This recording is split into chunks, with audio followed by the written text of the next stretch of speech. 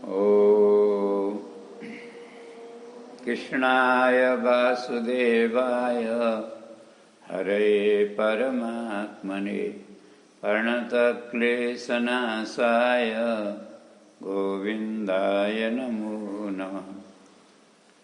आउनुहोस् आदरणीय भक्त सज्जनवृन्द, हामी आजको कार्यक्रमलाई सत्सङ्गलाई शुभारम्भ गरौँ।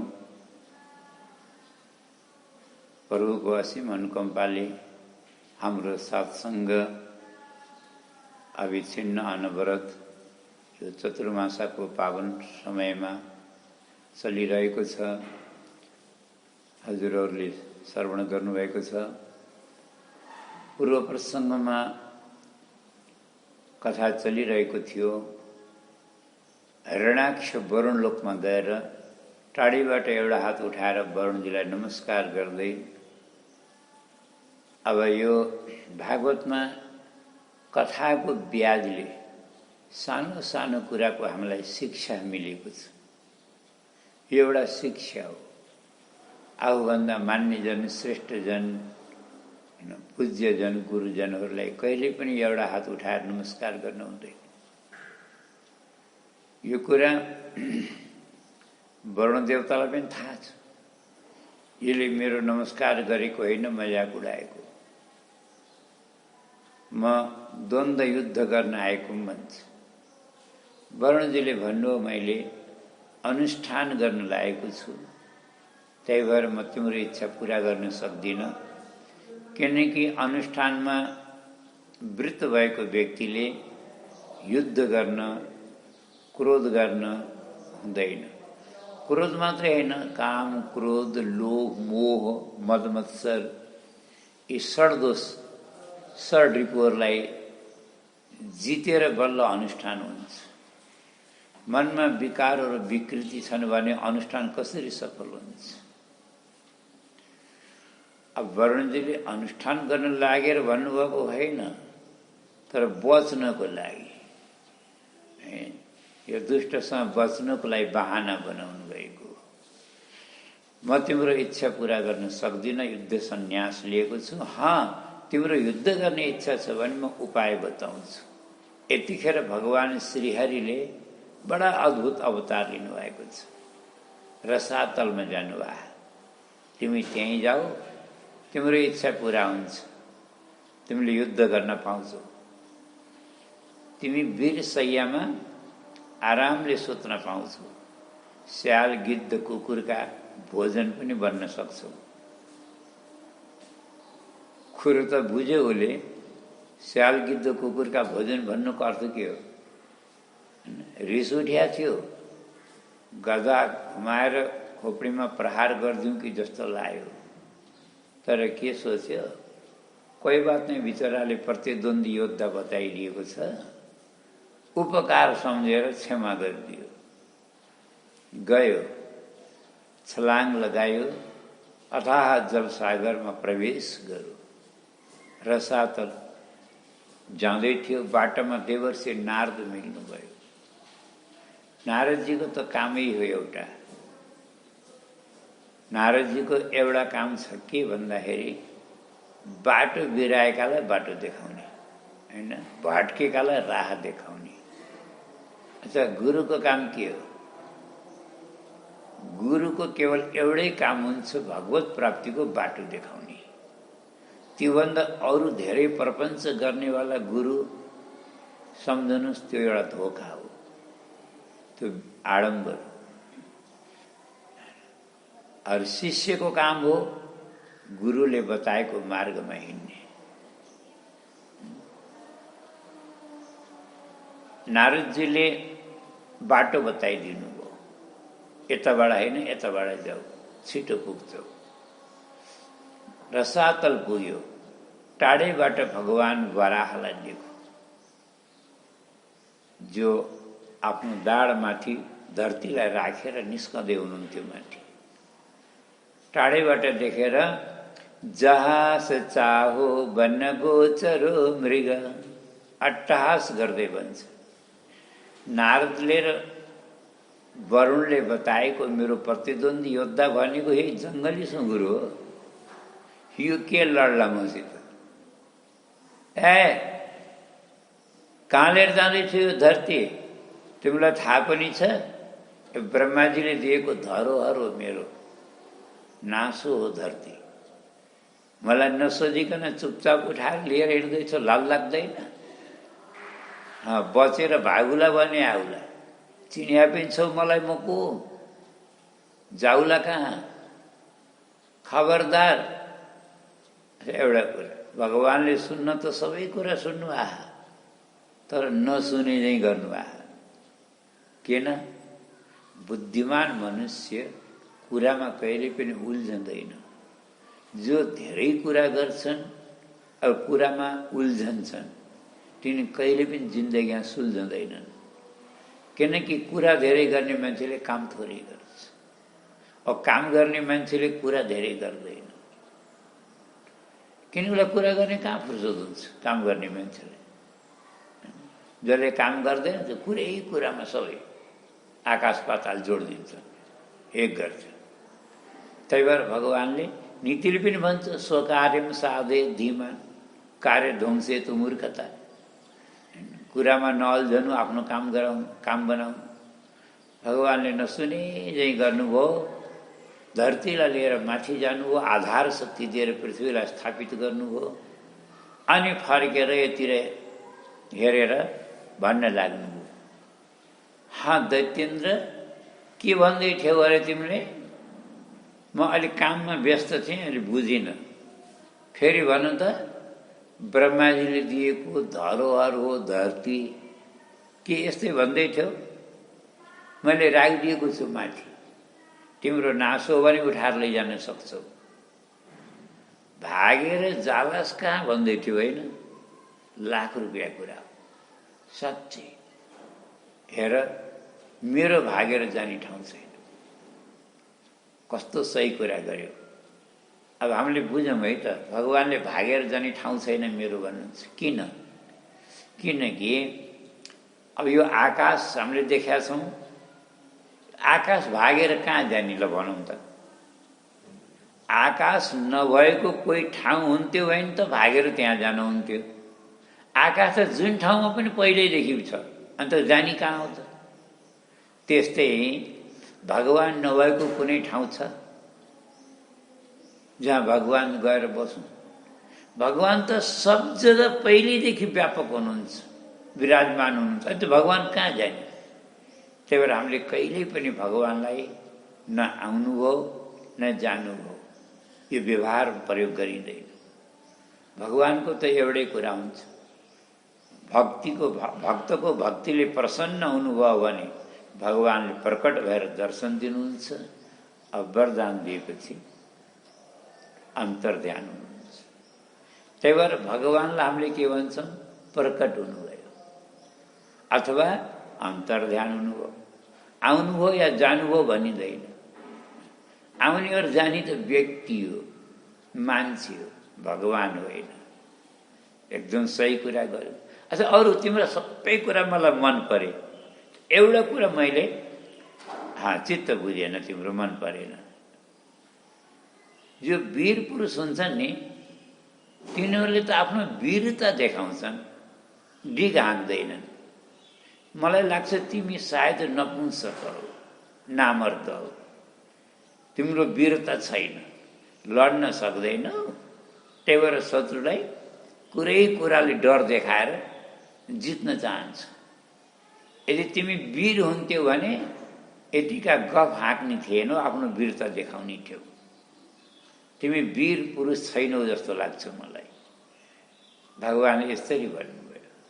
अब कुनै वीरलाई नामर्द या नपुंसक भनिदिनु, उसलाई कति रिस उठ्छ सोच्नु त। मेरो वीरता देख्न खोज्या हो, गदा घुमाएर प्रहार गरौँ भगवानलाई जोरसित। भगवानलाई केही समस्या भएन। भगवानले थोरै यसो टेढो गर्नुभएको थियो, त्यो प्रहार व्यर्थ भयो, गदा भुइँमा खस्यो। जब वीर पुरुषहरूको प्रहार व्यर्थ हुन्छ नि, तो लाजको मर्नु हुन्छ, शरमको कुरा हुन्छ। भगवानले भन्नु, कसैले देखेको लाज मान्ने कोही पनि छैन तर म भए, उठा जा, केही पनि भए बिचरा नउठाएर के गो उठायो, फेरि गदा उठाएर लिएर आयो। भगवानले पनि आफ्नो कौमुदकी गदाको स्मरण गर्नु, भगवानका हातमा गदा प्रकट भयो। अब त दुवैको घमासान युद्ध, प्रलयङ्कर युद्ध भयो। यो पनि कम छैन कि, मायावी छ। अनेक प्रकारको युद्धको कलाहरू जाने घमासान युद्ध भयो। आकाशमा देवताहरू सब उपस्थित भएर युद्ध हेरेका छन्। अरू मनै मन डराएका, कदाचित त्यो राक्षसले जितो भयो नि त, यो त हामीलाई त कहीँको पनि छोड्दैन। भगवानको स्तुति गर्न लाए, प्रभु अहिले दिउँसोको 12 बजे अभिजित मुहुर्त छ, यसको वध गरिदिनुहोस्। किन भन्दा रातिमा त असुरको बल बढ्छ। रातिको समय भनेकै असुरहरूको, अब दिन भनेको देवताहरूको। त्यो देवता, दिनमा देवता बलिया हुन्छन्, रातिमा राक्षस बलिया हुन्छन्। होइन, हामीलाई थाहा होला कि नपत्याए राति 12 बजीतिर सो बाटाघाटा जानु त हेर्न, राजमार्गतिर मूल बाटातिर कस्ता कस्ता मान्छे हिँड्छन्। त्यहाँ राम्रा सज्जन हिँड्छन् र। खेर छोडो भन्ने कुरा, भगवानलाई हाँसो लाग्यो। भगवान भन्नुहुन्छ संसार बनाउने म हुँ, मुहुर्त बनाउने म हुँ। देवताहरूले मलाई मुहुर्त बताउँछन्। बिचरा प्राण सङ्कटमा छन्, बिचरा आइटिया आशय बुझ्नुभयो भगवानले। अगाडि बढेर बस एक झापट, एक थप्पड यसका खुनबुरोमा, कञ्चनमा यसरी प्रहार गर्नुभयो। बिचरा चक्कर खाँदै गएर धडामसित लड्यो। एउटै थप्पड धडामसित लड्यो र गत प्राण भयो। आज देवताहरू प्रकट भए, ब्रह्माजी आउनुभयो। भगवानको स्तुति गर्न लागे देवताहरू। प्रभु, यो एउटा पुरै संसारको काँडो थियो, यो सबलाई बिजाइरहेको थियो, सबलाई रुवाएको सताएको थियो। आज हजुरले प्रभु ठुलो उपकार गर्नु। तर जस्तो राक्षस भए पनि भाग्यशाली त मान्नै पर्छ, भाग्य त यसो लिएरै आएको। किन यस्तो दिव्य गति कसले प्राप्त? भगवानकै करकमलबाट जसको दाग भयो। अहो इमाम को लभे त संस्थिति, यस्तो दिव्य गति कसले प्राप्त गर्छ? छन त राक्षस आगस्कृत भयकृत दुष्कृत रश्मद्रात भरोसुर, सबलाई सताएको थियो, रुवाएको थियो, दुःख दिएको थियो, सबको अधिकार खोसेको थियो, स्वर्गमा कब्जा गरेका थियो। तर आज प्रभु हजुरले सबको उपकार गर्नु। भगवानको त नामै लोकोपकृतिशाली। भगवान त संसारको विश्वको उपकार गर्न, कल्याण गर्नको लागि नै प्रकट हुनुहुन्छ। देवताले बडा राम्रो स्तुति गरे। भगवानले आँख फड्कार्नुभयो। अरू भगवानका शरीरबाट जहाँ जहाँ रोमावली खसे, रौँहरू खसे, त्यहाँ त्यहाँ कुशको उत्पत्ति भयो। त्यही भएर भगवान बराहलाई हामी यज्ञ पुरुष भन्छौँ। यज्ञ पुरुषको रौँबाट उत्पन्न भएको, प्रकट भएको हुनाले कुशलाई हामीले पवित्र मानेर यज्ञमा प्रयोग गर्छौँ। बिना कुशको यज्ञ हुँदैन नि, होइन? कुनै पनि कार्य गर्नको लागि, सन्ध्या वन्दन गर्नको लागि सबभन्दा पहिला कुशको पवित्री बनाएर, औँठी बनाएर हातमा अनामिकामा लाउने नियम हुन्छ, चलन हुन्छ। कुश नभएसम्म यज्ञ नै हुँदैन, यज्ञ नै पूर्ण हुँदैन। कुशको प्राकट्य भयो, भगवान त्यसपछि अन्तर्ध्यान हुनुभयो। तब स्वयम्भू मनुले 5 सन्तान प्राप्त गर्नुभयो। धरतीलाई प्राप्त गरेपछि यो धरतीको राजा हुनुभयो। शत्रुपादेखि 5 सन्तान भए, जसमा 2 पुत्र। प्रिय व्रतो तान पादौ शतरूपा पते सुतौ। प्रिय व्रत र उत्तान पाद नाम गरेका 2टा पुत्र भए। अनि आकुति देवहूतिश्च प्रसूति इति विश्रुता। आकुति, देवहूति, प्रसूति, 3टी कन्या भए। अब यहाँ कथा मैत्रेय मुनिले देवहूतिबाट कथा सुरु गर्नुभएको छ हैन। पुत्रबाट पनि होइन, जेठी र कान्छीबाट पनि होइन, माइली पुत्रीबाट है। अब यसका दुईटा कारण हामीले अनुमान गर्न सकिन्छ। गुरुजनहरूले भन्छन् एउटा कारण त लौकिक दृष्टिले भनौँ, मान्छेले के भन्छन् संसारमा व्यवहारमा प्राय गरेर है, जेठो छोरो बाउको प्यारो हुन्छ अरे, कान्छो छोरो आमाको प्यारो हुन्छ अरे। अब माइलो छोरालाई के भन्छन्, माइलो छोरो आनामानी भन्छन् है। पर यो कुरा केवल संसारमा और व्यवहारमा हो, और संसारको कुरा सबै असत्य हुन्छ, ध्यान दिनु होला। त्यही भएर भागवतको दृष्टिकोणले हेर्दाखेरि यो कुरा गलत हो। आफ्ना मातापिताको लागि कोही पनि सन्तान आनामानी हुँदैन, किनकि कसैले कुनै पनि मातापिताले आफ्नो कुनै पनि सन्तानलाई हेला गर्दैन। एउटा त अजिगर त ब्राह्मणले माइलो छोरो बेच्यो भन्दैमा यो पुरा संसार बदनाम गयो, सबै मातापिता बदनाम भए, यो उखान भयो, प्रसिद्ध भयो, माइलो छोरो हेला हुन्छ। नै त्यस्तो होइन। माइलो छोरो सबभन्दा प्यारो पनि त हुनसक्छ। कतिपय मातापिता हेर्नु माइलो छोरासित बसी आउँछन् बुढेसकालमा, किन सेवा गर्ने योग्य छ। त्यही भएर यो कुरा पूर्ण रूपेण सत्य मान्न सकिँदैन। यो भागवतले हामीलाई बताउन र सिकाउन खोजे हो। र दोस्रो कारण, देवहूतिमा एउटा विशिष्ट थियो, एउटा गुण विशिष्ट। के थियो त भन्दा विशिष्ट गुण, भगवानको बहुत भक्ति गर्थे, परम भक्ता, महाभागवता।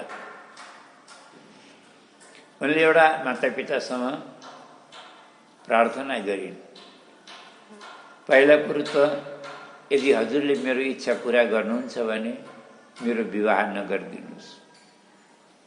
म आजीवन म भजन गरेर यसै जन्ममा म भगवानको दर्शन प्राप्त गर्न चाहन्छु, भागवत प्राप्ति गर्न चाहन्छु, जीवन भजनमा भगवतमय भएर बिताउन चाहन्छु, यो मेरो हार्दिक इच्छा हो। तर मातापिताले मान्दैनन्, यो कुरा मलाई थाहा हो। किनकि मातापितालाई कन्याको विवाह गर्ने, कन्यादान गर्ने हार्दिक इच्छा हुन्छ, कन्याको ठुलो चिन्ता हुन्छ। त्यही भएर हजुरले विवाह गरिदिनुहुन्छ भने कर्दम ऋषिसँग मेरो बिहा गरिदिनुहोस्। कर्दम ऋषिलाई पाए म विवाह गर्छु, अन्यथा बरु आजीवन कुमारी बस्छु, अरू कसैसँग बिहा गर्दिनँ। संसारका विषयी लम्पट, अनाचारी, दुराचारी, व्यभिचारी जस्ता व्यक्तिहरूसँग म कदापि बिहा गर्न चाहन्न। अब कर्दम ऋषि कौन भन्नु होला। फेरि हामीले पहिला प्रसङ्गमा सुनिसकेका छौँ, छाया कर्दमो यज्ञ, ब्रह्माजीको छायाबाट प्रकट भएका एउटा महर्षि हुनुहुन्छ। ब्रह्माजीको आज्ञाले तपस्या गर्न जानुभएको हुन्छ। तपस्या गर्न लागेका तपस्वी ऋषिलाई उनले पति बनाउन चाहन्थे। कारण के होला हामीले कल्पना गरौँ है त। देवहूति विदुषी थिइन्, सत्सङ्ग गरेको सद्बुद्धि थियो। त्यही भएर उनले विचार गरिन्, कदाचित मेरा पति महात्मा भए भने मैले एउटा सौभाग्य प्राप्त गर्न सक्छु, किनकि मेरा पिता धर्मात्मा हुनुहुन्छ। अगर पति महात्मा भए भने मेरो पुत्र परमात्मा पनि हुन सक्छ। अब हुन पनि त्यस्तै भयो। अब स्वयम्भू मनु धर्मात्मा, कर्दम ऋषि महात्मा, कपिल भगवान परमात्मा। हामीले आफ्नो जीवन बनाउने या बिगार्ने त आफ्नै हातमा छ हैन। गीतामा भगवानले भन्नुभयो नि, सबभन्दा ठुलो शत्रु त हामी आफै हो।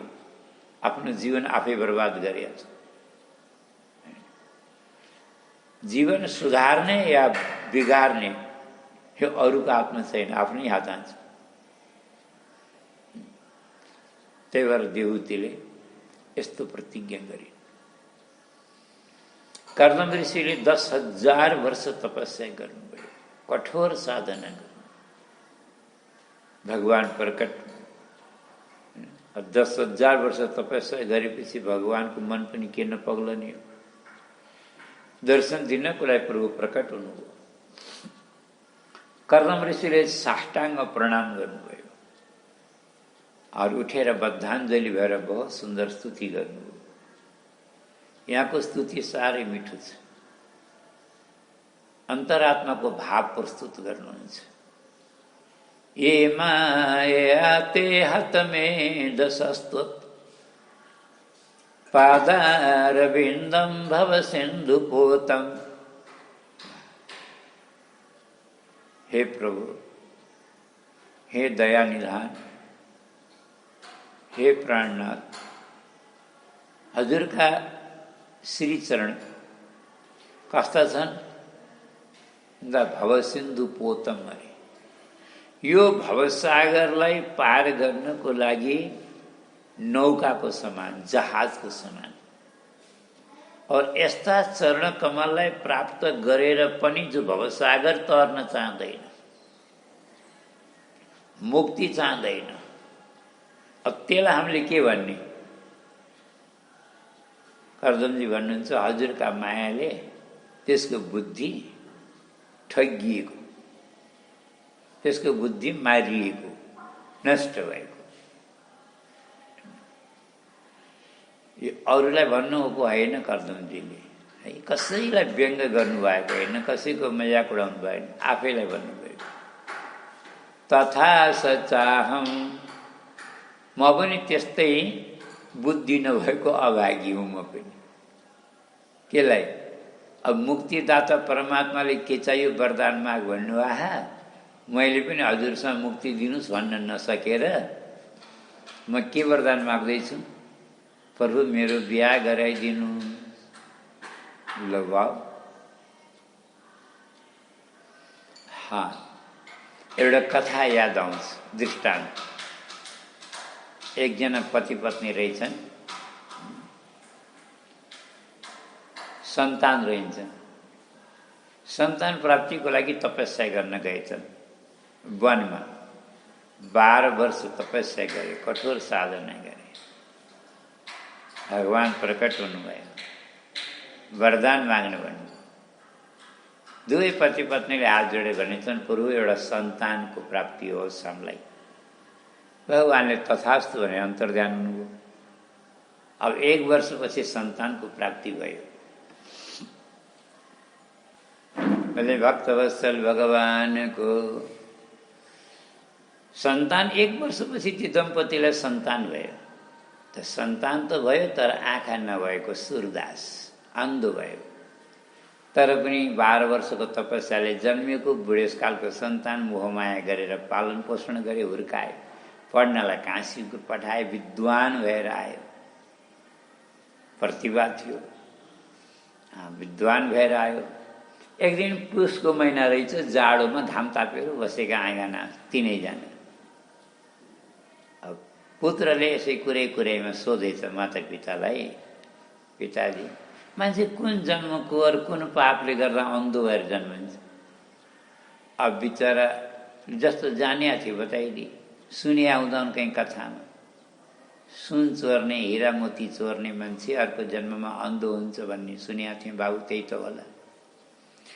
पुत्रले भन्यो, होइन होला बाबा, मलाई त त्यस्तो लाग्दैन। तिमीलाई कस्तो लाग्छ त?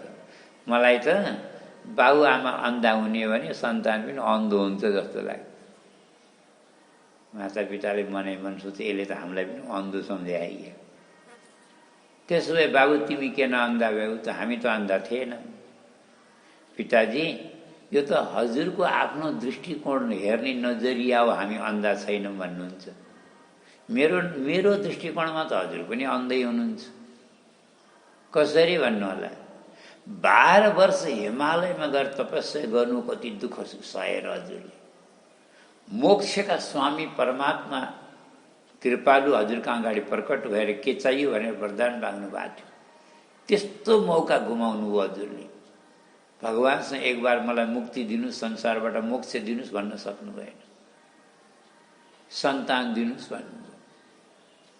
त्यही भएर हजुर आँखा भएर पनि अन्धै सराउनुहुन्छ। बाहिरका आँखा त छन् हजुरका, तर भित्री आँखा छैन। अगर हजुरको ज्ञान दृष्टि हुन्थ्यो भने सन्तानले मात्रै कसैको मुक्ति हुन्छ र? भगवान प्रत्यक्ष आउँदा त मुक्ति दिनुहोस् भन्नुपर्छ कि? उही संसारमा बन्धन गराउनेवाला वरदान माग्ने हो त। त्यही भएर हजुरलाई सन्तान त मिलो, आँखा नभएको।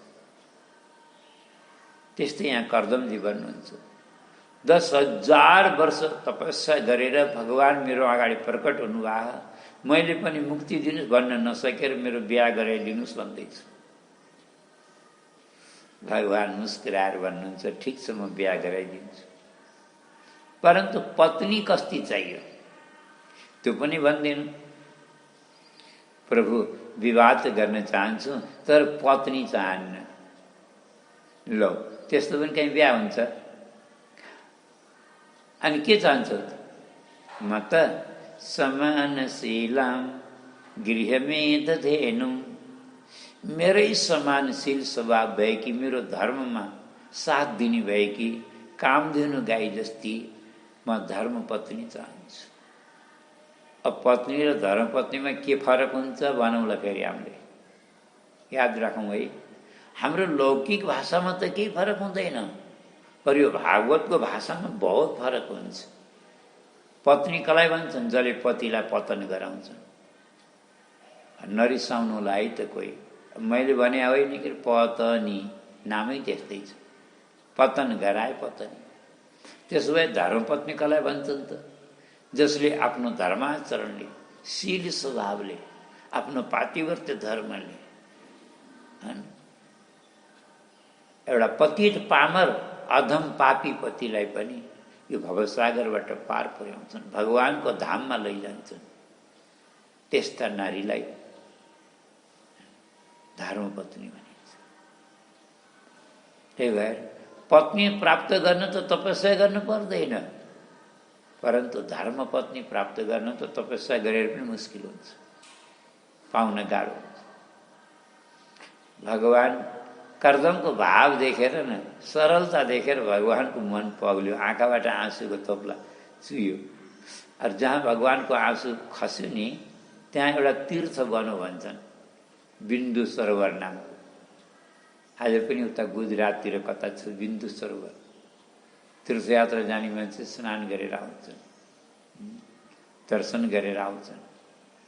अस्तु, भगवानले भन्नुभयो, विदित्वा तव चैत्यम्मे पुरैव समयोजित। हे ऋषिवर, चिन्ता नगर्नु, तपाईँको आशयलाई बुझेर मैले पहिले व्यवस्था गरेर आएको छु, तपाईँलाई कहीँ जानु पर्दैन। आजको ठिक तेस्रो दिन स्वयं मनु आफ्नी पत्नी शत्रुपाका साथ आफ्नी पुत्री देवहूतिलाई लिएर तपाईँको आश्रममा पर्सि आउँदैछ र आफ्नी कन्या हजुरलाई दिन चाहन्छन्। हजुरले स्वीकार गर्नुहोला, तपाईँले भने जस्तै कन्या छ, तपाईँको इच्छा पुरा हुनेछ। र एउटा वरदान म मेरो तर्फबाट दिन्छु, हजुरले नमागे पनि दिन्छु। प्रभु के होला, एक दिन तपाईँको घरमा म तपाईँको पुत्र बनेर आउँछु। वाह, हेर्नु त, यो नमागिकन। अच्छा, भगवानसँग माग्नु पर्दैन, भगवानको नाम अन्तर्यामी होइन र? भगवानलाई त सबै कुरा थाहा छ। अरू कसलाई के दिएर उसको कल्याण हुन्छ कि भगवानलाई थाहा छैन होला र? हामीले भगवानलाई शक्तिमान त मान्छौँ तर बुद्धिमान मान्दैनौँ। वरदान दिन सक्नुहुन्छ भगवानले भन्ने थाहा छ, परन्तु भगवानले हामीलाई के दिनुपर्छ भन्ने कुरा भगवानलाई थाहा छैन कि भनेर भगवानलाई कसैले सन्तान दिनु, कसैले धन दिनु, कसैले सम्पत्ति दिनु, कसैले सुख दिनु, शान्ति दिनु भन्छन्। हो के? अनि यो कुरा भगवानलाई हामीले सिकाउनु, सम्झाउनु, बुझाउनु पर्छ र? हामीलाई के दिनुपर्छ भन्ने कुरा भगवानलाई थाहा छैन। तर पनि मान्छेको आफ्नो सोच है। तर भगवानले नमागिकन वरदान दिनु, किन योग्य माता पिता देखेपछि भगवानलाई जन्म लिने रहर लाग्छ। बल्ले भक्तवत्सल भगवानको